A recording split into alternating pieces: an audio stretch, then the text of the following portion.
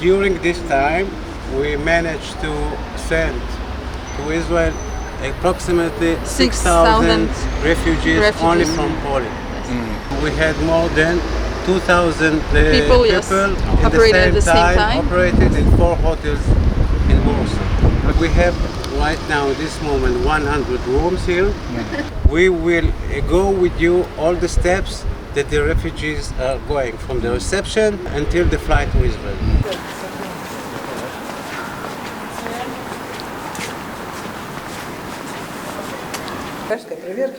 We'll wait, yes, for the rest of the group, and then I will tell you what's going on here.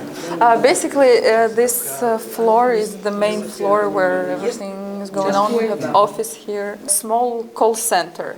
You can see she has 4 phones, and she answers multiple calls. Even now, she answers multiple calls from people from Ukraine that want to come here.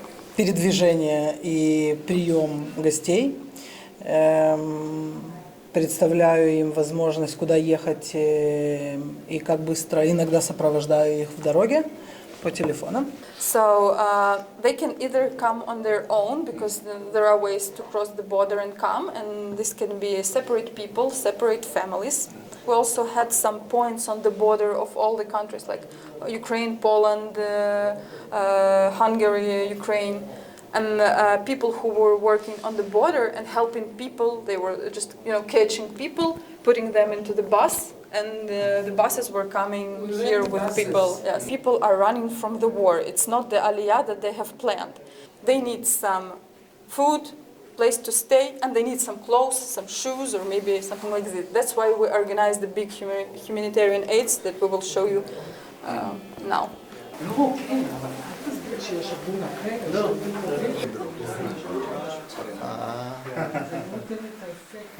Come in. So.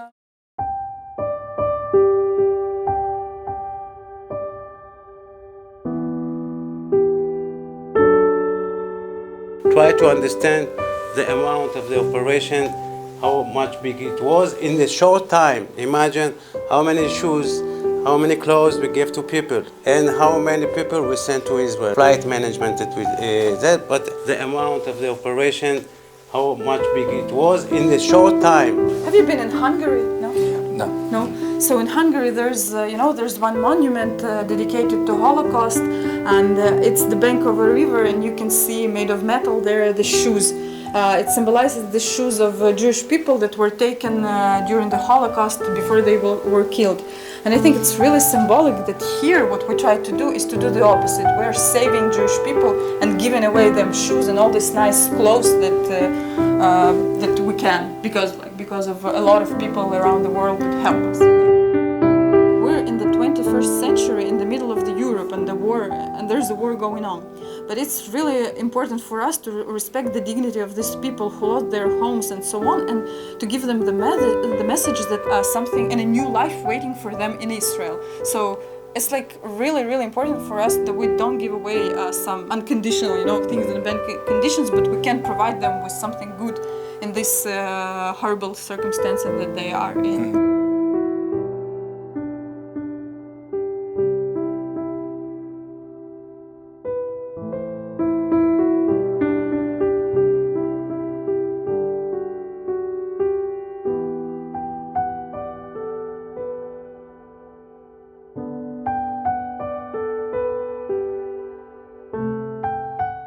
humanitarian part of work that we do.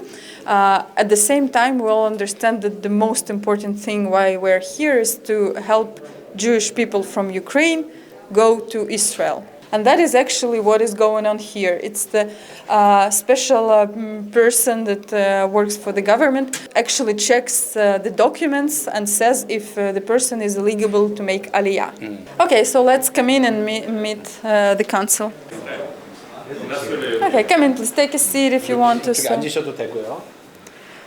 This is Mark Goldman, our council. Nice to meet you. 만나서 반갑습니다. Welcome to Warsaw. Welcome to Israel, because everything surrounds me is Israel since I'm. 지금 여기가 폴란드지만 I hope you know what is the law of return. Jewish repatriants, not immigrants, we are calling repatriants because they are going back home. Can apply for the Israeli citizenship on the basis of the law of return. In short, it means the one who has Jewish roots can receive an Israeli citizenship. Jewish roots, it means a Jewish mother, father, or grandfather. This is in short. It has a little bit more. This is how the typical questionnaire looks like. 이게 이제 질문서입니다. 이제 우크라이나 사람들이 오면 About the religion, that was a question. 종교에 대해서 잠깐 얘기 드릴게요. There is a question about that. What is your religion? There is nationality by ethnicity. Most of the people in Soviet Union were not religious. The Jew who was born from a Jewish mother, by the law of the state of Israel, has to be not religious. He can be also atheist, not believing. He can also be in religion Judaism. If the one who was born from Jewish mother converted to Christianity, to Buddhism, to Islam, he will not be eligible to receive the citizenship. On the other hand, if one was born from a Jewish father, or he is married to Jewish woman, like the man, he can be any religion he wants, because we are not looking for the law says that the Jewish by mother has to be not to belong to other religion. Wow, interesting. Many Christians had many questions about this. Does the person who wants to be to aliyah has to be believing in Judaism?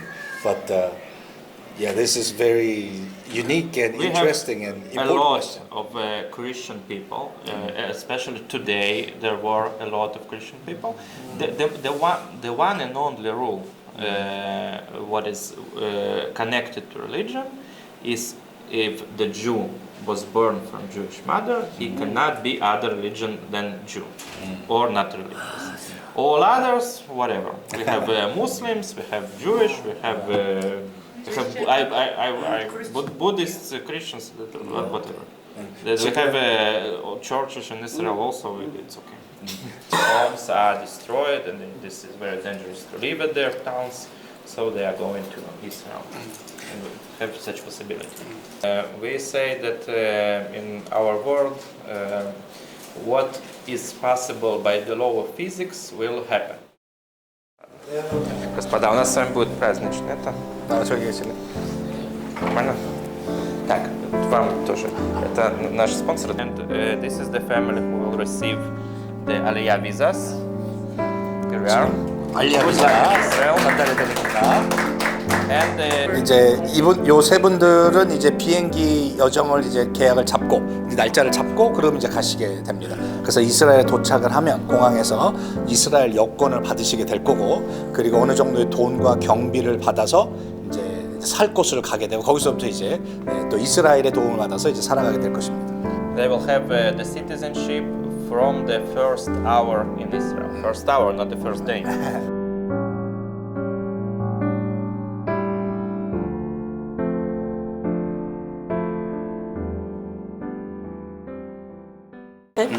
A little bit of more information. So after people get a visa to go to Israel, we arrange them on the flight. We have this special system how we register people on the flight. It also takes some time. And then you have to understand that not all of the people, they know a lot about Israel and what's waiting for them there. So what we do here, we have a coordinator of Aliyah. Every week or every time we have a new group of Olim going to Israel, she makes these lectures about first steps in Israel. Because you understand that people are lost, they lost their homes and they need some information to arrange their new life there in Israel. And that's actually what we also do here. Здравствуйте. Снова здравствуйте. Это наши гости, которые пришли с вами познакомиться и поприветствовать вас. Христианская община из Кореи, которая финансирует наши чартерные рейсы, помогает с гостями. А что у вас тут сегодня происходит? У нас была первая лекция, которая была «Первые шаги в Израиле» сегодня в 10 часов или в 11. Сейчас у нас система здравоохранения Израиля. Но уже мы очень о многом поговорили. Мы поговорили о больничных кассах, о семейных врачах, о том, что стоит или не стоит покупать дополнительные страховки. Здесь в основном все едут в гостиницу, прошли по программе Телеран, но едут сначала в центр, вот сейчас уже, 26-го в центр абсорбции в Бершеву, в Яйлин.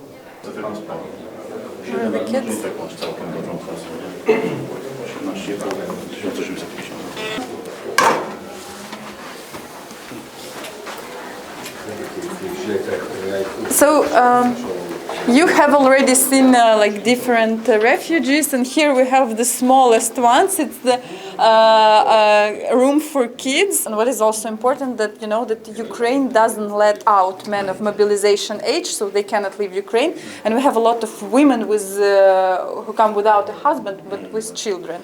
Do something interesting for the kids because they're after the war. They might have some trauma, or mother just needs an hour to spend in the room in the silence, you know, to have a rest. Here it's very loud.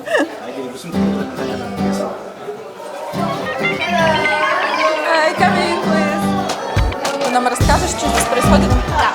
We believe that it's very important to pay attention for the children and give parents the opportunity to relax. In the morning we are playing with the children. It's active games or board games. And in the evening we can watch cartoons or films. Now we have some workshop of kitchen. We can take some little cakes of chocolate. Смотрите, они должны сколько две штуки. Да подожди! Подожди, что вы делаете? Что вы делаете? Катастрофа, ребят! Что вы делаете?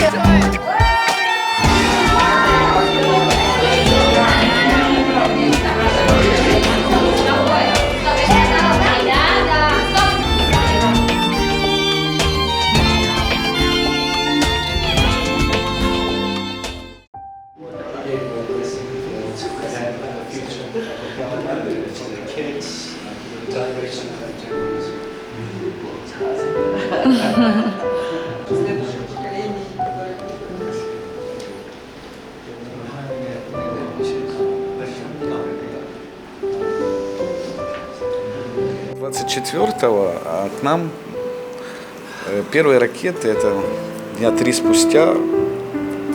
Это мы просто в частном доме сидим, кушаем. У нас свой частный дом, собачки и все остальное во дворе. My son Alexander, we are from Donetsk, 2014, when Russians start war, not in 2022. Вы это прошли, Квартира в Донецке до сих пор осталась. Она стоит, там есть родственники, которые за ней присматривают. Ну, тоже продали машину и выехали, сдали квартиру в Алёве, которые остановились. Мы сидим и не понимаем, где они будут сейчас взрываться, что будет. Мы начинаем прятаться в погребы, потом это все дальше и дальше закручивается. There is a law in Ukraine that doesn't let men of mobilization age leave Ukraine. So it took some time for Denis to make special documents because his son has an illness. He's of an autistic spectrum. Были большие перебои в городе со всеми и продуктами, и с работой, и со всеми вопросами. 24th of February, when this massive attack began, what they did first, they started helping other people because they have a lot of relatives in Ukraine. They had like 8 people living in small flat in Lviv because everyone was running from Kiev, from Dnipro, from all these regions. И потом мы приняли решение, что в любом случае надо как-то это все равно двигаться в сторону Израиля. Тем более мы уже начали, и это надо было заканчивать. И мы приняли решение, что один путь у нас это через Крымский полуостров, через оккупированные территории. Вот мы взялись за ручки, взяли сумки, оставили дом, все, и пошли.